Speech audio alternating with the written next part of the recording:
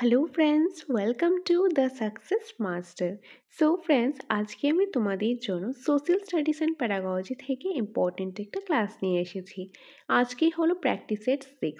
তার আগে আরও 5টা প্র্যাকটিস সেট করিয়েছি এবং আমি কনসেপ্ট ক্লাসগুলি করিয়েছি।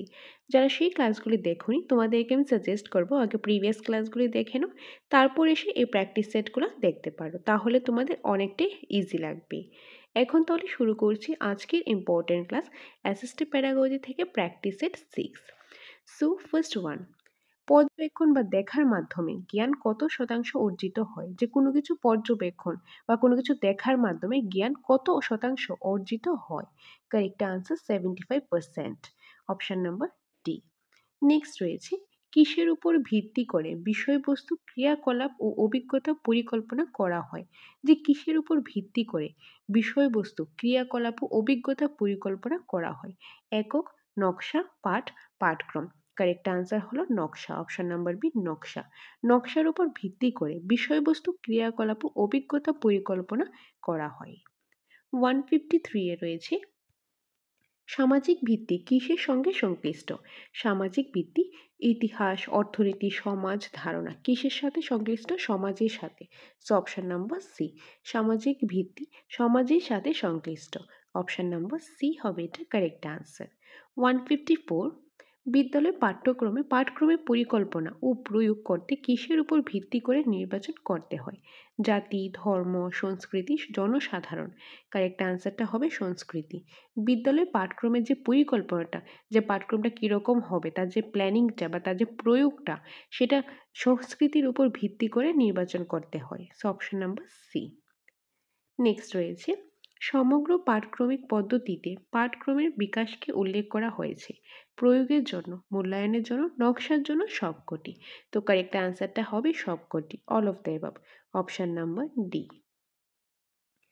156, কখন, কি, কেন এবং কিভাবে শিক্ষা দিতে হবে তার প্রধান কার্যাবলী কিসের উপর নির্ভর? যে কখন, কি, কেন এবং কিভাবে শিক্ষাটা দিতে হবে তার প্রধান কিছু কার্যাবলী রয়েছে, সেটা কিসের উপর ভিত্তি করে সেটা আমাদের জানতে লাগবে। শিক্ষাগত মনস্তত্ত্ব, শিক্ষাগত দর্শন, অর্থনীতি, ইতিহাস। তো কিসের উপর ভিত্তি করে এটা নির্ভর করে, কিসের উপর? তো কারেক্ট আনসারটা এখানে হবে অপশন নাম্বার বি, শিক্ষাগত দর্শন। শিক্ষাগত দর্শন, শিক্ষাগত দর্শনের উপর ভিত্তি করে যে কখন, কি, কেন, কিভাবে শিক্ষা দিতে হবে। মানে কি বলা হয়েছে, কখন, কি, কেন এবং কিভাবে শিক্ষা দিতে হবে তাদের প্রধান কার্যাবলী, সেটা শিক্ষাগত দর্শনের উপর নির্ভর করে। So option number B. 157-এ রয়েছে, কার্যকরী পাঠ্যক্রমিক বিকাশের মূল শক্তি হলো, যে কার্যকরী পাঠ্যক্রমিক বিকাশের যে মূল শক্তি সেটা হলো পাঠক্রমিক ভিত্তি। কি হবে? পাঠক্রমিক ভিত্তি। Option number D. প্রাথমিক শ্রেণীতে জোর হয় শিক্ষক কেন্দ্রিক পাঠ্যক্রমকে, সমন্বিত পাঠ্যক্রমকে, বিষয়কেন্দ্রিক পাঠ্যক্রমকে, কোনোটি নয়। তো কারেক্ট অ্যান্সারটা কি হবে? সমন্বিত পাঠ্যক্রমকে। অপশন নাম্বার বি, সমন্বিত পাঠ্যক্রমকে। প্রাথমিক শ্রেণীতে জোর দেওয়া হয় সমন্বিত পাঠ্যক্রমকে। So option number B. 159-এ রয়েছে, ক্রিয়াভিত্তিক পাঠক্রমের বৈশিষ্ট্য হলো, ক্রিয়াভিত্তিক পাঠক্রমের বৈশিষ্ট্য হলো শিক্ষার্থীর আগ্রহ, ব্যবহারিক কাজে প্রশিক্ষণ, সার্বিক বিকাশ সাধন, অর্থাৎ সবকটি। অপশন নাম্বার ডি, উপরে সবকটি। 160, পাঠক্রমের বিকাশের সময়, পাঠক্রমের যে বিকাশের সময় পাঠ্যসূচি উন্নয়ন করতে কী ধরনের মূল্যায়ন করা হয়? সমষ্টিগত মূল্যায়ন, গঠনগত মূল্যায়ন, নির্ণায়ক মূল্যায়ন, কোনোটিই নয়। তো কারেক্ট আনসার হবে গঠনগত মূল্যায়ন। যে পাঠক্রমের বিকাশের সময়, যে পাঠক্রমকে বিকাশ হচ্ছে, ডেভেলপ হচ্ছে কি হচ্ছে না, বা যে পাঠ্যসূচিটা রয়েছে সেটাকে উন্নয়ন করার জন্য কি করতে লাগবে? সেটা ফর্মেটিভ অ্যাসেসমেন্ট, যেটা অনগোয়িং যেটা চলে সেটা করতে লাগবে। যে অনগোয়িং যে প্রসেসটা চলছে, ধরো এখন আমরা ক্লাস করাচ্ছি, কোনো একটা টপিক পড়ালাম, টপিক পড়ানোর সময় যে কি মাঝে মাঝে কিছু ফিডব্যাক নিলাম বা বলো তো এই কোশ্চেনটা কি, কোশ্চেনটা কি, তো আমরা কিন্তু বুঝতে পারবো যে স্টুডেন্টটা কি অ্যাকচুয়ালি জিনিসটা বুঝতে পেরেছে কি পারেনি। বা যদি না বুঝতে পারে তাহলে পাঠ্যসূচিটা উন্নয়ন করতে লাগবে বা টিচিং স্টাইলটা একটু চেঞ্জ করতে লাগবে, উন্নয়ন করতে লাগবে। তো এইভাবে বিকাশ সাধন করা যাবে। তো এটা কিসের মাধ্যমে করা যাবে?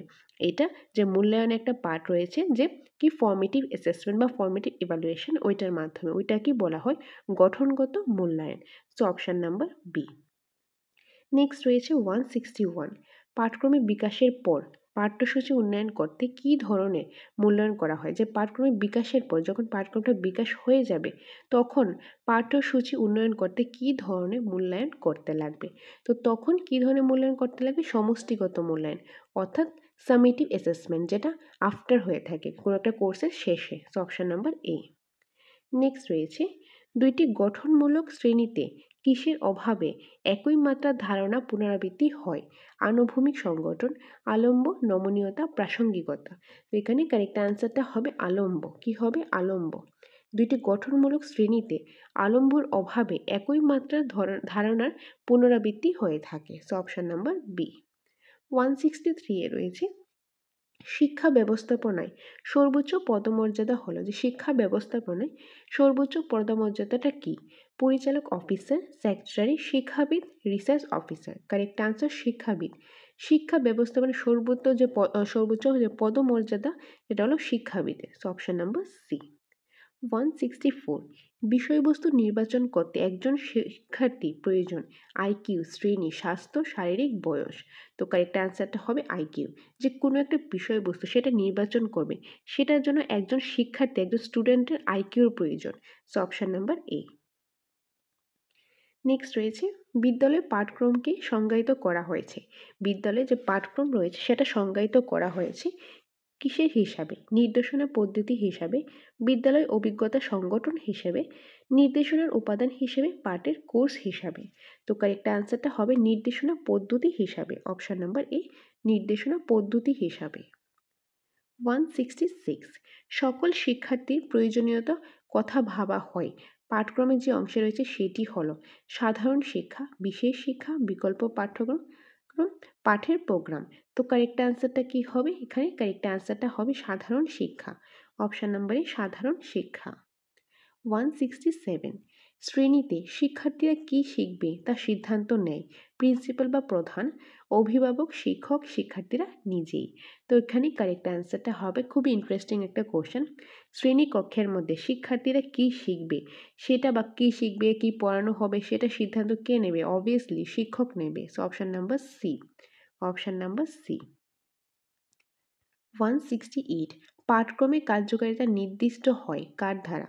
কার দ্বারা হয়? জনসাধারণের সহযোগিতার দ্বারা, শিক্ষকের দক্ষতার দ্বারা, শিক্ষার্থীর আগ্রহের দ্বারা, তত্ত্বাবধানী গুণাবলীর দ্বারা।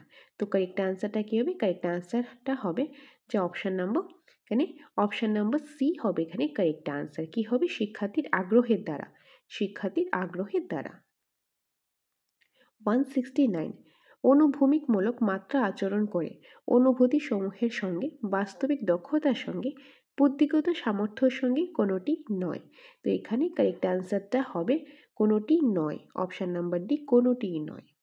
170-তে রয়েছে, শিক্ষার্থীর বিকাশ সংশ্লিষ্ট, শিক্ষার্থীর বিকাশ সংশ্লিষ্ট কিসের সঙ্গে? কারেক্ট অ্যান্সার হবে কার্যকরী বিকাশের সঙ্গে। অপশান নাম্বার ই, কার্যকরী বিকাশের সঙ্গে। ওকে, নেক্সট পার্টটা রয়েছে 171। 171টা করানোর আগে তোমাদের জন্য ছোট একটা ইম্পর্টেন্ট ইনফরমেশান। তোমরা অনেকেই ফোন করে বলেছো তোমাদের নিউ আপডেটেড নোটসটাও প্রয়োজন। তো আমাদের এখানে তোমরা জানো নিউ আপডেটেড নোটসটাও অ্যাভেলেবেল রয়েছে। তোমরা সেটা নিতে চাইলে এই নম্বরে ফোন করে তোমরা চলে আসতে পারো আমাদের কোচিং সেন্টার দ্য সাকসেস মাস্টারে। সেখানে এসে তোমরা নোটসটা দেখে প্রয়োজন হলে নিতে পারো। আর তার পাশাপাশি মক টেস্টও রয়েছে, ক্লাস করার সুবিধা রয়েছে। যেটারই তোমাদের প্রয়োজন সেটার জন্য এই নম্বরে ফোন করে ডিটেলসটা তোমরা জানতে পারো। ওকে, সো 171 কোশ্চেনটা রয়েছে, এমসিকিউসটা রয়েছে, বিষয়কেন্দ্রিক পাঠক্রমের গুরুত্বপূর্ণ উপাদান হলো জ্ঞানের বিভাজন, কার্যকলাপের সংশ্লেষণ, সামাজিক মূল্যবোধের প্রভাব, মনস্তাত্ত্বিক বিকাশ। তো কারেক্ট আনসারটা কি হবে? এ, জ্ঞানের বিভাজন। অপশন নাম্বার এ, জ্ঞানের বিভাজন। নেক্সট রয়েছে 172, শিখন ও শিক্ষণের সংশ্লেষণ তৈরি হয় নির্দেশনা, পাঠক্রম, শ্রেণী, পাঠ্যক্রম। তো এখানে কারেক্ট আনসারটা কি হবে? এখানে যেটা কারেক্ট আনসার হবে সেটা হলো পাঠ্যক্রম। অপশন নাম্বার ডি, পাঠ্যক্রম, কারিকুলাম। 173, একটি বিদ্যালয়ের পাঠক্রমকে ভালোভাবে সংজ্ঞায়িত করা যেতে পারে নির্দেশনা, সমস্ত উপাদান ও পদ্ধতি হিসেবে, শিক্ষার্থীদের কার্যকলাপে ব্যবহৃত সমস্ত উপাদান হিসেবে, পাঠের কোর্স সম্পূর্ণ সংগ্রাহক হিসাবে, বিদ্যালয় কর্তৃক সংগঠিত শিক্ষার্থীদের অভিজ্ঞতা হিসাবে। তো এখানে কারেক্ট আনসারটা হবে বিদ্যালয় কর্তৃক সংগঠিত শিক্ষার্থীদের অভিজ্ঞতা হিসাবে। Option number D. 174, কোন শব্দটি প্রয়োগ ও মূল্যায়নমূলক নকশার সামগ্রিক পদ্ধতিকে উল্লেখ করবে? পাঠক্রমিক নকশা, পাঠক্রমিক প্রয়োগ, পাঠক্রমিক গঠন, পাঠক্রমিক বিকাশ। And the correct answer is পাঠক্রমিক বিকাশ। পাঠক্রমিক বিকাশ শব্দটি প্রয়োগ ও মূল্যায়নমূলক নকশা সামগ্রিক পদ্ধতিকে উল্লেখ করবে। Very very important. Option number D. Next রয়েছে শিক্ষণ পদ্ধতিতে বয়ক্রম অনুসারে ড্যাশ স্তরবিন্যাস করা হয়েছে। 4 প্রকার, 3 প্রকার, 8 প্রকার, 6 প্রকার। তো কারেক্ট আনসারটা হবে 4 প্রকার। অপশান নাম্বার এ 4 প্রকার। 176, শিক্ষণ পদ্ধতিতে প্রাথমিক স্তরে বয়স সীমা, যে টিচিং লার্নিং প্রসেসের মধ্যে প্রাথমিক স্তরে বয়স সীমাটা কত? সেটা হবে 6 থেকে 11 বছর। ইন অ্যাভারেজ 6 থেকে 11 বছর। শিক্ষণ পদ্ধতিতে উচ্চ প্রাথমিক স্তরের সময়সীমা, সময়সীমাটা ইন অ্যাভারেজ কত হবে? সেটা হবে 12 থেকে 14 বছর। Option number C. নেক্সট রয়েছে 178, শিক্ষণ প্রক্রিয়ায় মাধ্যমিক বয়সসীমাটা কত হবে? সেটা হবে ইন অ্যাভারেজ 15 থেকে 16 বছর। Option number B. নেক্সট রয়েছে 179, ষষ্ঠ থেকে অষ্টম শ্রেণীর শিক্ষার্থীরা ড্যাশের অন্তর্ভুক্ত। যে 6 to 8 যে শিক্ষার্থীরা রয়েছে তারা কিসের অন্তর্ভুক্ত? প্রাথমিক স্তর, উচ্চ প্রাথমিক স্তর, মাধ্যমিক স্তর, উচ্চ মাধ্যমিক স্তর।